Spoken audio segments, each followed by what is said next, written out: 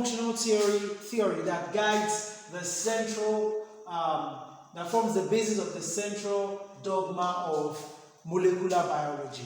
All right? And what this is basically telling us is how a molecule that is as small as can fit into a 3 micrometer big size nucleus can actually result in coding for a full organism, an organism even as big as a human. So how a DNA comes to becoming that, all right? So that is what this, that is the basic principle that underlies this central dogma, all right? Now what happens is that DNA becomes RNA through a process known as transcription, and RNA becomes protein through a process known as translation. An overview of what happens is simply that the DNA is being transcribed into what is called a messenger RNA by the function of an enzyme, and the messenger RNA undergoes a modification or several modifications so that it could be read by the ribosome, so that the ribosome is going to then synthesize protein. Of course, we know that it is the ribosome that is the machinery for synthesizing protein. All right. So let's go into the integral studies of what happens in all of the processes. So we said from DNA to RNA is transcription, and from RNA to protein is translation. Alright. So now, what are the stages what are the phases that we have in the transcription? The transcription is divided into 3 stages. The tie from below, tie stages. So that is like IET or tie from the 3rd phase. The I standing for initiation stage, initiation, and E standing for elongation, the T standing for terminalization, all right. So the initiation stage, as the name implies, is the stage where is the stage that begins the transcription. And how does it begin it? What happens is that there is an enzyme called the RNA polymerase. The RNA polymerase binds to a segment of the DNA. We already know that the DNA is a double helix structure that is complex in form, composing of millions of nucleotides, coding for with some segments coding for specific protein or genes or trait rather, and these specific functions are called the genes. So it is this portion that the RNA polymerase will go and bind to. Alright, let me show this diagrammatically.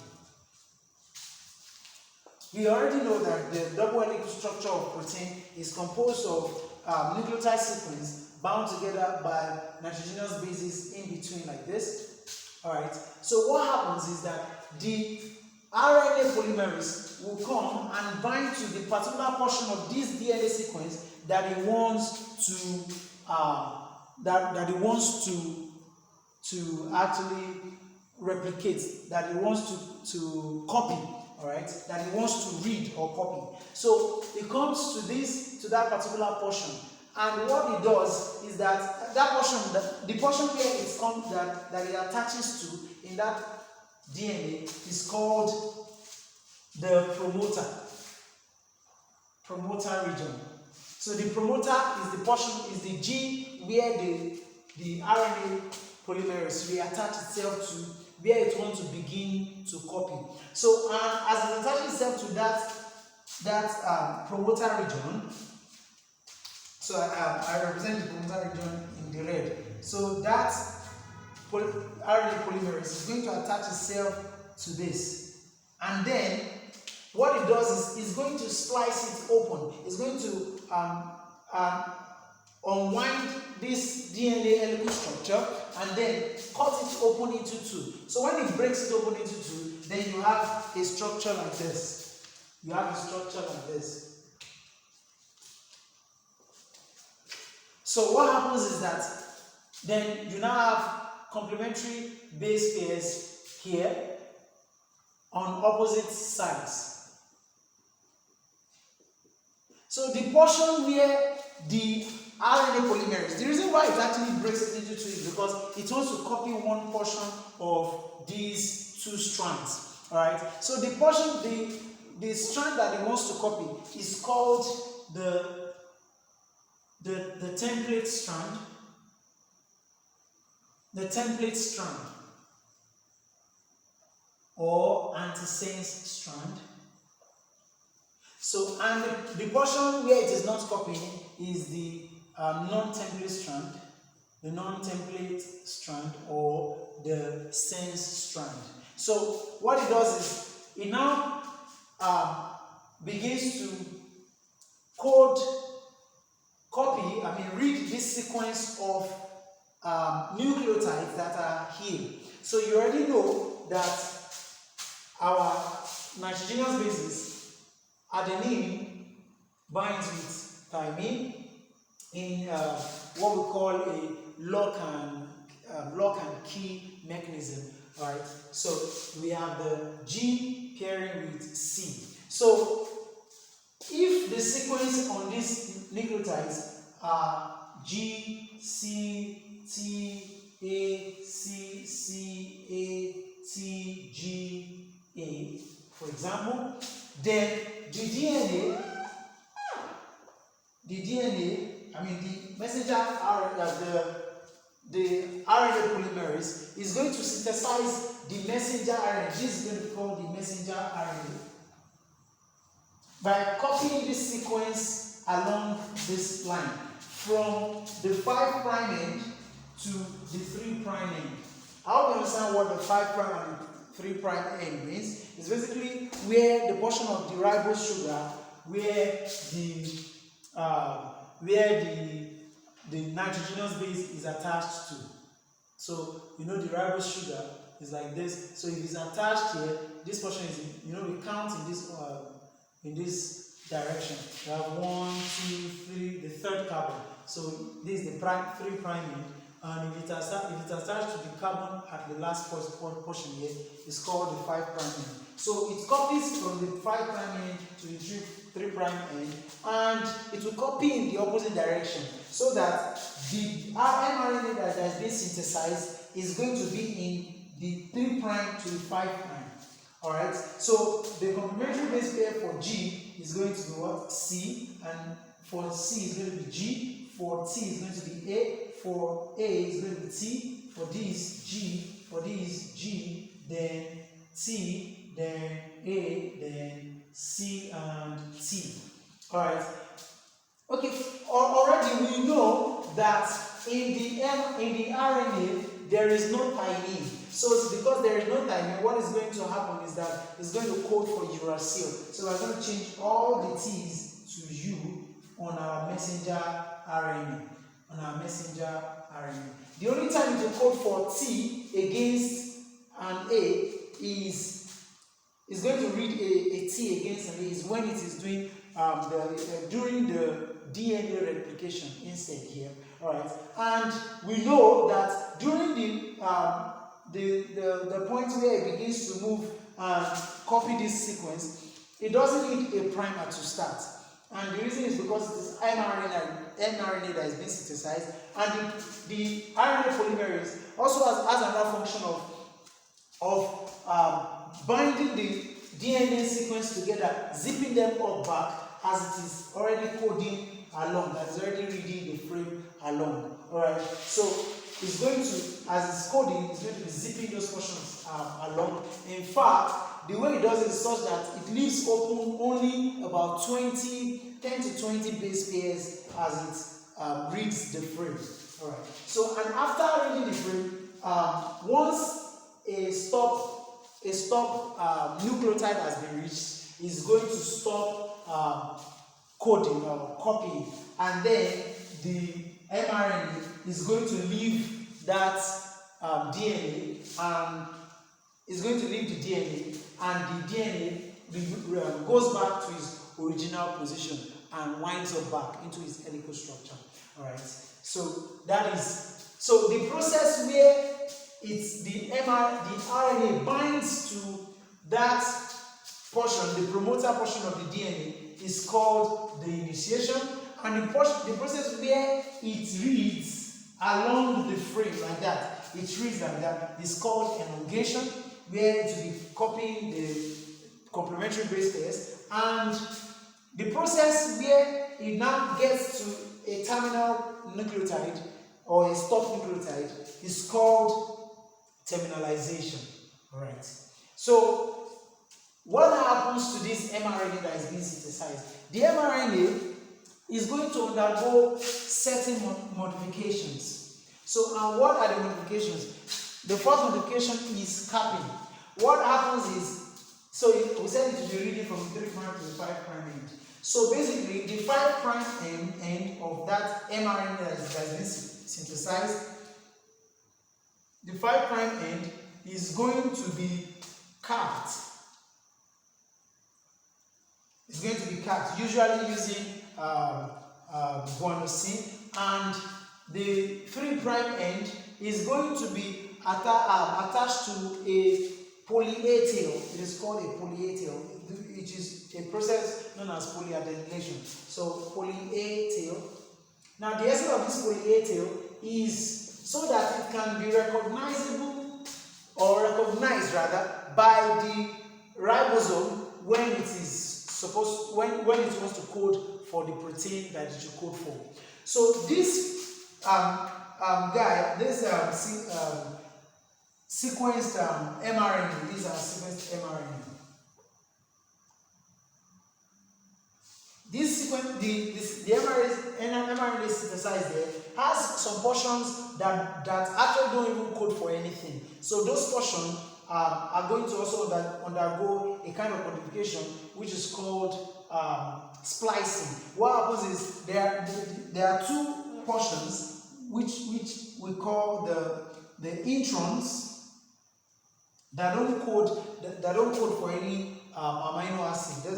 They are the non-coding portions of the DNA, and the exons. So what happens is that the introns are going to be removed, and the exons are going to be spliced together by an enzyme called spliceosome, of course. So we said spliceosome splice them together, the exons together, so that the frame that we have is only the coding portion or the coding regions of the mRNA. So this mRNA then travels out of, remember this process takes place in the nucleus of the cell, so it now travels out of the nucleus and goes to the cytoplasm, where the polyatyl is being, recognized by the ribosome. So it gets to the ribosome, and the ribosome begins to copy the sequence on the mRNA.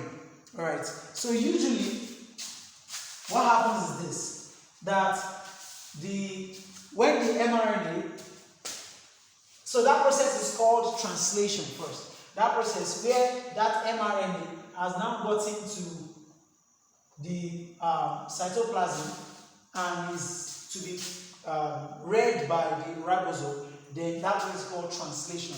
So to code for a particular protein. All right. So when it gets to that ribosome, the ribosome attaches to it, and what happens is the ribosome reads the sequence by matching up complementary base pairs that with those triplicates of nucleotides, and those triplicates of nucleotides are called codons. So what it does is it matches up a complementary anticodon using what is called the transfer RNA.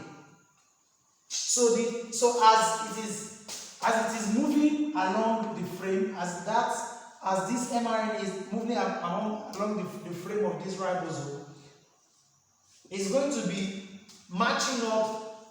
It's going to be matching up with the complementary. It's going to be matching up with the complementary the tRNA or anticodon. So what happens is this: the anticodon is going to come, and we have codons that are called the start codon. So the start codon is usually the codon that codes for methionine, and it is in the sequence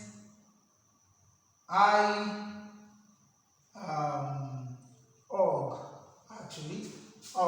So you can use the mnemonic inauguration.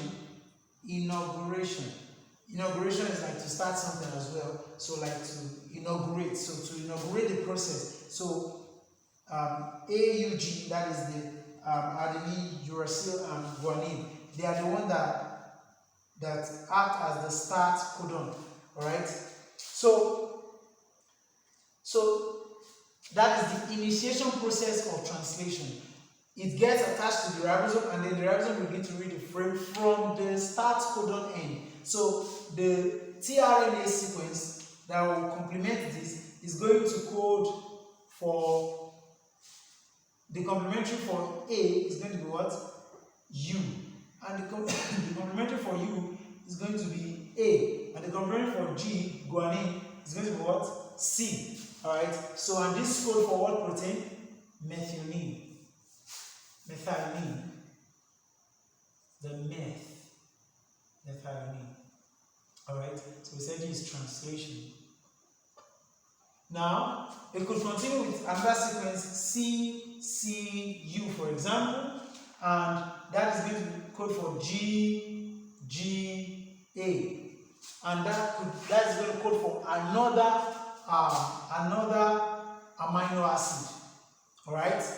Then the sequence continues like that until it gets to the end, where it finds a stop codon. A stop codon.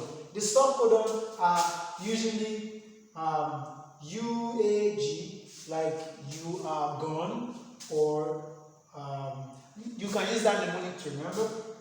UA. You are away. So one of these, these two are actually stop codons. So when the tRNA codes until it gets to this portion, UAG for example, is going to code for a stop codon, and which would have attached all the mRNA, it would have attached all the amino acid sequence together covalently. Alright, it is also covalently bonded to those amino acids. So it attaches those amino acids together to form a polypeptide. Alright, and the polypeptide will swim into the other organelle of the cell that helps in packaging this protein, which is the Golgi apparatus. Alright, so that is the way the central dogma works, and that process where it codes for the stop codon is what is called terminalization in translation. So we said that the DNA will be transcribed by the RNA polymerase going to the promoter region and moving through a frame and while synthesizing mRNA, and mRNA moves out and becomes modified and then gets attached to the ribosome in the cytoplasm and then synthesizes a polypeptide by the reading of the tRNA. So when the tRNA reads it, then it creates a polypeptide chain, and that is our amino acid, our protein that has been coded for. Alright, so this is Central Dogma of molecular biology. Thank you very much for watching the video. God bless you.